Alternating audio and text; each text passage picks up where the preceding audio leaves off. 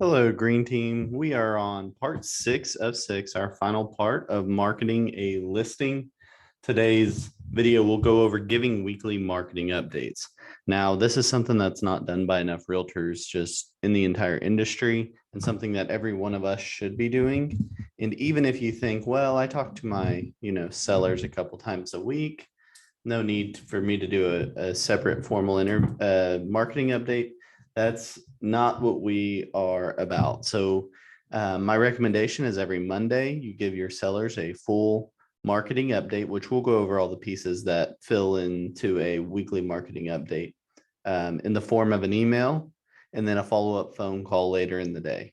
So my hope would be Monday morning, you send your update, and then sometime Monday afternoon or whenever they said it's the best time for you to call them, you call them and follow up with all of the marketing you've been doing. This is part of the service we offer as part of our 6% fee. This will keep you out of hot water in terms of lack of communication, which is one of the reasons most sellers say that they were not pleased with their realtor is because of lack of communication. If you are giving a weekly marketing update, very unlikely that they're going to say that you've had a lack of communication. It'd be really easy to point back to what you've done for them. So let's talk about the things that go inside of a weekly marketing update. First off, we're going to recap showings and feedback. Now, again, you probably scheduled the showings through the sellers and you probably sent them the feedback when you got it, which is great. This is more of a recap. Overall, here's how many showings we had this week. In general, here was the consistent feedback we got. And so it's a little different way of looking at it. And then we're going to go into reviewing the marketing efforts we've done, showing the results of those efforts, and then communicating any market changes and previewing upcoming marketing that we're going to be doing. So we're going to go step by step. First off, we're going to talk about recapping showings and feedback. And again, this is just the higher level view of what is going on with their property. The easiest way to get here is either using the Showing Time app on your phone or coming into the MLS here and going to Showing Time. If you go over on the left side, you will see showings, and then on my listings, I don't have any on here, but I will go to on our listings, which I think will give me an office version of it. So this is your last 7 days, which is perfect for your weekly marketing update because it'll tell you your last 7 days, all the showings that you've had. And you can see in here, it'll tell you the type of showing, confirmed, canceled, rescheduled, whatever. And then over here, you will see if there is feedback, you will see it pop up over here on the right side so that you can review the feedback.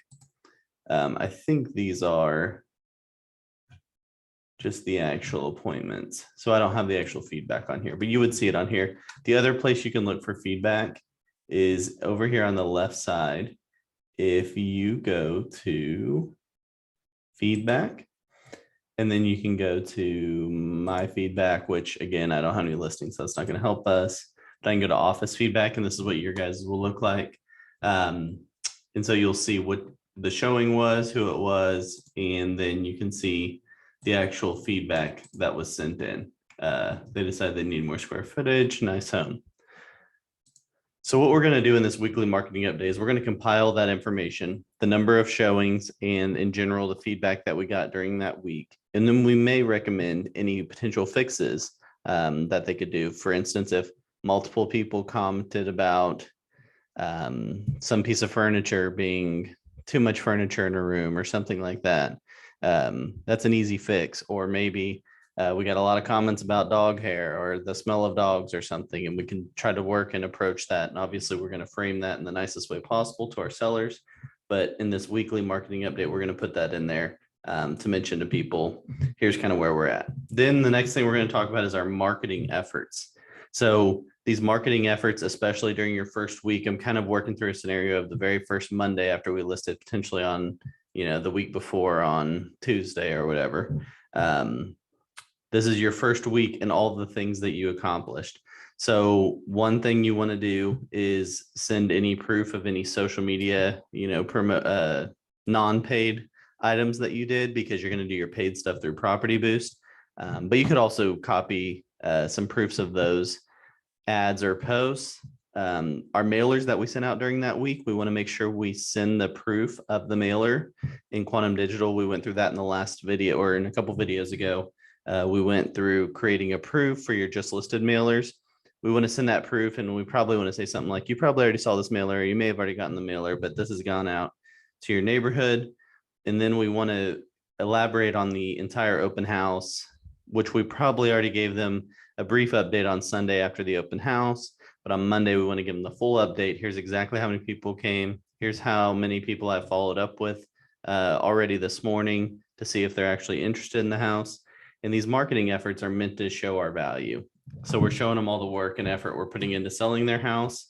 And it's supposed to help us in terms of getting their cooperation and making sure they're doing all they can to help you sell the house also. So that's kind of the recap of our marketing efforts. And then we want to talk about the results of our marketing efforts. So the first thing is results on the house through showing some feedback, then our marketing efforts. And now how do we show them the results of what we're doing? So there's a couple of different areas we want to show these results. The first and easiest one is the MLS. So if you go into your matrix through the MLS, you guys will have something that says my hit counters. And you can click on that. Again, this is the office level, so you're seeing a bunch of them. But this is a really easy way to grab data and send it to your sellers to show them exactly how much MLS exposure you're getting. So I'm going to just kind of go through column by column here after start date. You can see client portals. So that means basically how many times it's been shot out to a client by a realtor. So a realtor sent it out to one of their clients in the MLS. And then client views, how many times they basically opened that house up. Client favorites is how many times they favorited the property and how many times they made it a possibility. So those are two things that clients can mark on it. Then the next thing is how many times it went out in auto emails versus basically being sent manually by the agents. And most of the time, these are going to go out on auto emails because you match some kind of search criteria for those clients. Then you can see your previous 14-day views, how many times the agents actually viewed the property and how many times they sent it to anybody or rejected it, or their IDX, which I don't think the IDX seems to count anymore. Maybe it does, but I don't even notice that anymore. Agent views is great because you can say, hey, look, we've gotten 798, agent views on this property. And that's a pretty good stat that we can show our sellers to show, how valuable the MLS listing is. So there's, in addition to this, you guys, if you have social media posts, you guys know at the bottom of those posts or Instagram, you can click insights and you can see the reach and exposure on those. And sometimes it'll even pop up at the bottom to tell you how many people saw it. And obviously you'll see likes or comments or anything like that. Those are great stats to use. But the really good one is this property boost feature. Again, you have to pay for property boost ads. And a couple of videos ago, we went through how to set up a property boost on your properties. But it's like a 2-click process. And for the weekend, it's $45. For a week, it's $60. And you can see in here, we're paying anywhere from $1 to $7.50 per lead on these items, on these different houses, and they kind of vary. But really easily, that's not really what we want to share with our seller. What we want to share with our seller is this section here.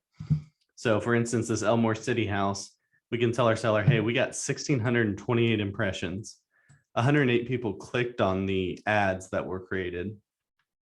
Nobody shared it, but we got 11 leads out of this. And guess what? I'm following up with all of these 11 leads to try to see how interested they are and how serious they are. And I'm hoping to get an appointment set up to show the property to them. Or maybe you have a couple that you've gotten to show the property to. So these are really good stats. And if you set up Property Boost, you can type in your seller's email even, and these will go directly to them as it happens. I like to tell them as part of my weekly marketing update, so I don't set them up like that, but you could. And it'll automatically send to the seller consistent updates on how their boosts are performing. So that's step 3 of our weekly marketing update, is sending out or is showing them the reach and exposure. The next thing we want to do is our job as a realtor in our weekly marketing update is we want to let them know any changes in the market that have happened basically since they listed the property. So if it's been the end of a month before or since you listed it, so say you listed it right at the end of October last week and now we're in November, I could go to market stats and I could say, hey, look, here's the numbers I was looking at in October. And obviously I would want to hone this in based off my price range and where the house is and such. But I could say, hey, look, the average price at the end of September was 219. Now the average price is 224. So in this price range, if I had narrowed the price range up here, and I would probably add my area, like if I was doing a Norman house, I'm gonna put Norman. And if this house is maybe in the 250s, I'm gonna go custom, and I can type this on any of these lines, but I'm just gonna say, I just did a 200 to basically 300. So here's what happened in general to the price. We saw a pretty decent jump up here in price. That's median. Let me go to average so you can get a better idea. So we saw almost a 1% jump in just a month in price. The new listings over this last month dropped by about 15%. And then, you can do the same for homes for sale or whatever. So we want to update them based off those monthly stats. If we're in the middle of a month, you're not going to have new stats because these only come out every month. But what you absolutely should do is at a minimum, go in and type in their neighborhood through just doing a quick search and put in the neighborhood down here. For instance, I could put in Canadian Trails. And I could say, hey, since we listed it a week ago, we've only listed this thing for a week. I can punch in all of these and we would get anything that's basically happened in the last week. Again, there's nothing in this scenario, but our goal is to use our standard nomenclature of the no curb acronym, which means I want to let them know about any new listings, any open houses, any closings, any under contracts, any reductions, and any back on markets. All of that information is super valuable. We want to tell them anything that's happened in their neighborhood during that since the last update, because we want to be the marketing experts. We want to be the industry experts that they're leaning on to say, hey, here's what's going on, here's how we're doing, and here's how the neighborhood's doing, just so you know. We don't want to be the ones that have our sellers call us and say, hey, did you see that house get listed a couple weeks ago down the street? It got listed for way more or way less than ours. What's the difference? And we have no idea what's going on. We don't want them to tell us that information. We want to be the ones to give them that information, so we look like we know what we're doing. So that's how we update on market changes. And then the final thing we're going to do in our marketing update is tell them about our upcoming marketing. So what you all should be using is our marketing plan. And again, this is in on our drive under planning, listing marketing plans. You'll see people's names on them. So use the one that says copy before editing and make yourself a copy so you can edit your own. But there's 2 pages on this plan. The first page kind of breaks down pre-MLS, then before it gets under contract, and pre-closing. So this is kind of the section we're working on here.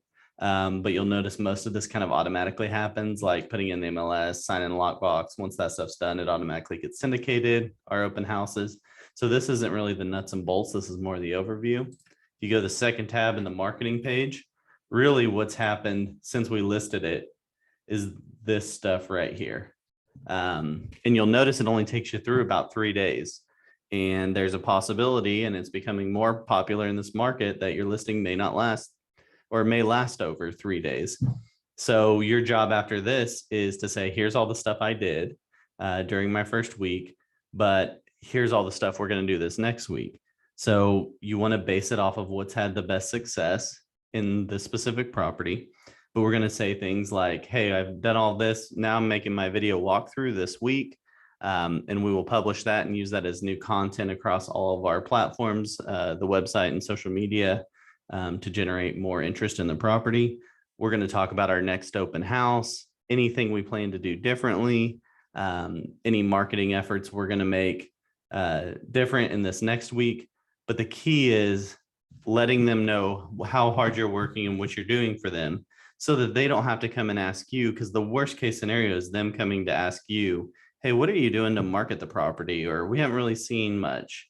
That's the worst case scenario. So if you stay in front of it with these weekly marketing updates and say, here's all the stuff I'm doing, here's the results, here's my next steps, It'll show them how hard you're working, and it'll even make them want to prepare their house better, maybe make the changes that we've seen in the showing feedback. You want to keep that relationship in a proactive manner so that you can keep moving forward and not get kind of bogged down. And you really don't want them having to question you on how hard you're working for them. So this is the end of the marketing a listing. Hopefully after this, we've sent some weekly updates and we got the thing under contract. And that's kind of what we'll go through in our next series. See you guys there.